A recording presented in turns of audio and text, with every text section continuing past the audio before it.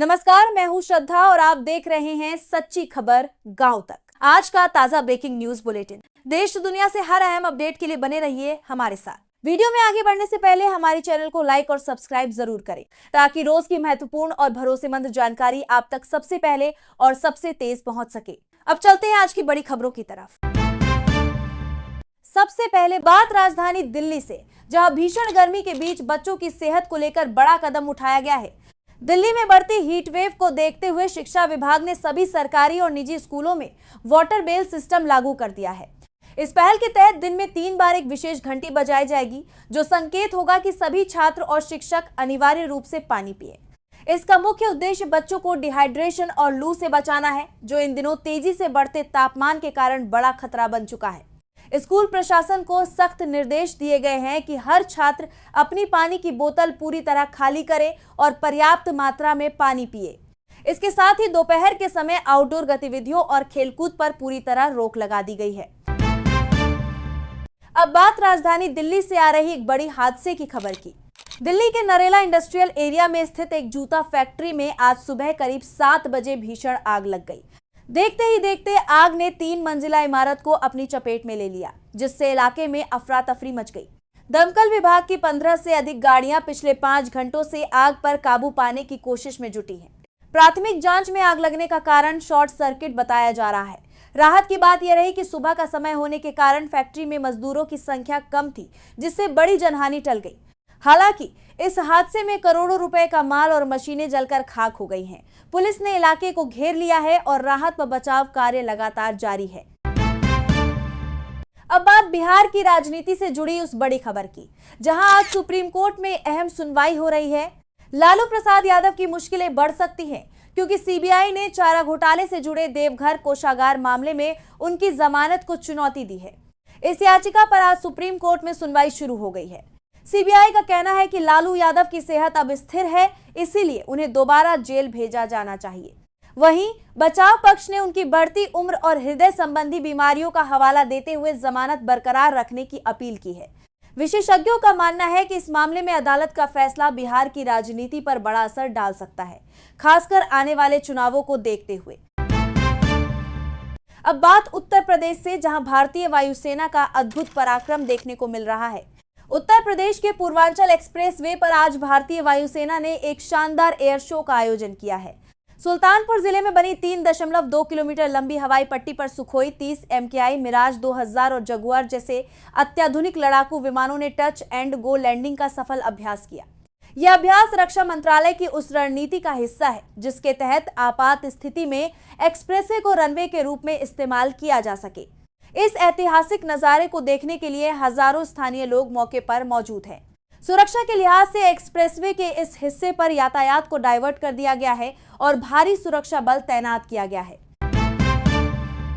अब बात पश्चिम बंगाल की राजनीति और जांच एजेंसियों के बीच जारी टकराव की, जो आज सुप्रीम कोर्ट तक पहुंच गया है। ममता बनर्जी और प्रवर्तन निदेशालय एड के बीच कानूनी जंग आज सुप्रीम कोर्ट में सुनवाई के दौरान चर्चा का केंद्र बनी हुई है।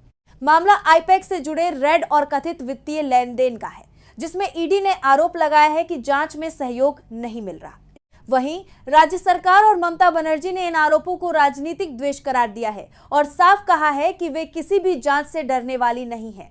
आज की सुनवाई में कोर्ट यह तय कर सकता है कि एजेंसी को जांच में और सख्ती बरतने की अनुमति दी जाए या उसके दायरे को सीमित रखा जाए। अब बात कर्नाटक से, जहां सरकार के एक बड़े फैसले ने राजनीतिक और आर्थिक बहस छेड़ दी है। कर्नाटक सरकार ने अपनी नई आबकारी नीति एक्साइज पॉलिसी को कैबिनेट की मंजूरी दे दी है।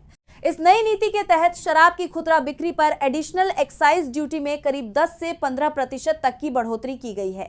सरकार का कहना है कि इस फैसले से मिलने वाले अतिरिक्त राजस्व का उपयोग राज्य की 5 प्रमुख गारंटी योजनाओं के वित्त पोषण में किया जाएगा। हालांकि विपक्षी दलों और उपभोक्ता संगठनों ने इस फैसले का विरोध शुरू कर दिया है। वहीं बार और रेस्टोरेंट मालिकों का कहना है कि कीमतों में बढ़ोतरी से उनके व्यापार पर नकारात्मक असर पड़ेगा। नई दरें कल सुबह से लागू होने की संभावना है। अब बात मौसम की, जहां उत्तर और मध्य भारत भीषण गर्मी की चपेट में है। भारतीय मौसम विज्ञान विभाग MD ने दिल्ली NCR समेत पूरे उत्तर और मध्य भारत के लिए ऑरेंज अलर्ट जारी किया है। आज दोपहर 12 बजे तक राजस्थान और उत्तर प्रदेश के कई हिस्सों में तापमान 45 डिग्री सेल्सियस के पार पहुंच गया। मौसम वैज्ञानिकों के अनुसार अगले 48 घंटों तक गर्म हवाएं यानी लू चलती रहेंगी और रात के तापमान में भी 4-5 डिग्री तक बढ़ोतरी हो सकती है। स्वास्थ्य विभाग ने एडवाइजरी जारी कर लोगों को दोपहर 11 बजे से शाम 4 बजे के बीच घर से बाहर न निकलने की सलाह दी है। इस बीच भीषण गर्मी के चलते बिजली की मांग भी आज रिकॉर्ड स्तर पर पहुंच गई है। अब बात बिहार से आ रही उस बड़ी खबर की, जहां नई सरकार एक्शन मोड में नजर आ रही है। सम्राट चौधरी आज शाम 6 बजे पटना में अपनी कैबिनेट की पहली विस्तृत बैठक करने जा रहे हैं।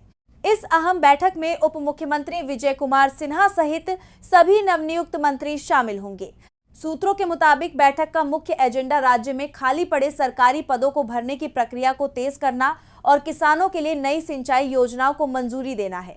इसके अलावा कानून व्यवस्था को लेकर बड़े प्रशासनिक फेरबदल पर भी मुहर लग सकती है। राजनीतिक जानकारों का मानना है कि इस बैठक के फैसले नई सरकार के विजन और प्राथमिकताओं को तय करेंगे, जिस पर पूरे बिहार की नजर बनी हुई है। अमेरिका ईरान युद्ध विराम विस्तार का निर्णय। वैश्विक शांति की दिशा में एक बड़ा कदम उठाते हुए अमेरिकी राष्ट्रपति डोनाल्ड ट्रंप ने आज व्हाइट हाउस से घोषणा की कि ईरान के साथ मौजूदा अस्थायी युद्ध विराम को अनिश्चित काल के लिए बढ़ाया जा रहा है।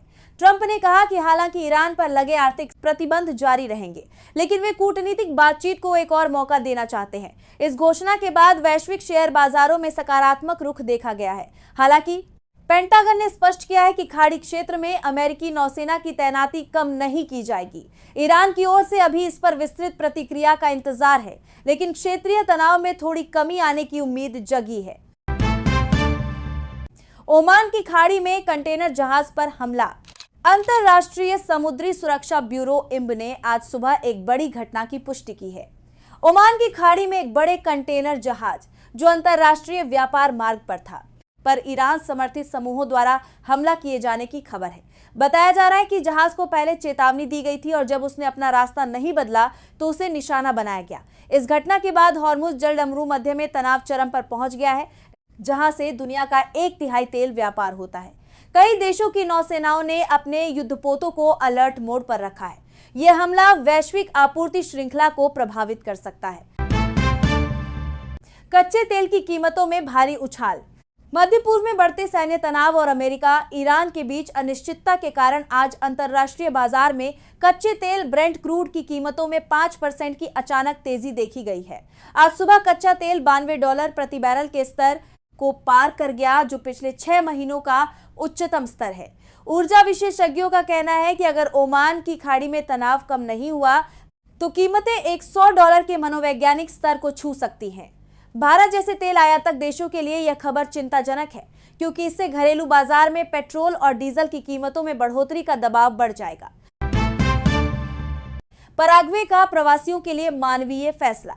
दक्षिण अमेरिकी देश पराग्वे की सरकार ने आज एक ऐतिहासिक घोषणा करते हुए कहा कि वह उन प्रवासियों को शरण देने के लिए तैयार है जिन्हें अमेरिका से निकाला जा रहा है। राष्ट्रपति ट्रंप के मास डिपोर्टेशन अभियान के बीच पराग्वे ने कहा है कि देश वह इन लोगों को वर्क परमिट और आवास प्रदान करेगा ताकि वे उनके देश की अर्थव्यवस्था में योगदान दे सके। इस फैसले की मानवाधिकार संगठनों ने सराहना की है, जबकि कुछ स्थानीय समूहों ने संसाधनों की कमी को लेकर चिंता जताई है। यह कदम वैश्विक प्रवास संकट के बीच एक नई बहस को जन्म दे रहा है कि क्या छोटे देश बड़े देशों की समस्याओं का समाधान बन सकते हैं। अब बात आस्था और श्रद्धा से जुड़ी उस बड़ी खबर की, जहां से दिव्यता की शुरुआत हो चुकी है। केदारनाथ मंदिर के कपाट आज ब्रह्म मुहूर्त में पूरे विधि विधान के साथ श्रद्धालुओं के लिए खोल दिए गए हैं। उत्तराखंड के उच्च हिमालय क्षेत्र में स्थित इस पवित्र धाम को करीब 52 क्विंटल फूलों से भव्य रूप से सजाया गया है। वैदिक मंत्रोच्चार और पूजा अर्चना के बीच मुख्य पुजारी और वेद पाठियों ने गर्भगृह के द्वार खोले, जिसके बाद हर हर महादेव के जयघोष से पूरी केदार घाटी गूंज उठी। इस मौके पर लगभग 25,000 से ज्यादा श्रद्धालु धाम में मौजूद रहे, जबकि सेना के बैंड की धुनों ने माहौल को और भव्य बना दिया। प्रशासन ने भारी भीड़ और ठंड को देखते हुए सुरक्षा और स्वास्थ्य से जुड़े पुख्ता इंतजाम किए हैं। अमेरिकी अंतरिक्ष एजेंसी नासा ने आज एक प्रेस विज्ञप्ति जारी कर बताया कि उनका महत्वाकांक्षी Nancy grace Roman space telescope mission अपने निर्धारित समय से आगे चल रहा है। इस टेलीस्कोप का निर्माण कार्य 90% पूरा हो चुका है और अब इसे सितंबर 2026 में लॉन्च करने की तैयारी है। यह टेलीस्कोप हबल टेलीस्कोप की तुलना में 100 गुना अधिक दृश्य क्षेत्र फील्ड ऑफ व्यू प्रदान करेगा। इसका मुख्य उद्देश्य ब्रह्मांड के विस्तार के पीछे की रहस्यमयी डार्क एनर्जी और सौर मंडल के बाहर मौजूद ग्रहों एक्सोप्लैनेट्स की खोज करना है। अंतरिक्ष विज्ञान की दुनिया में इसे इस दशक का सबसे महत्वपूर्ण मिशन माना जा रहा है।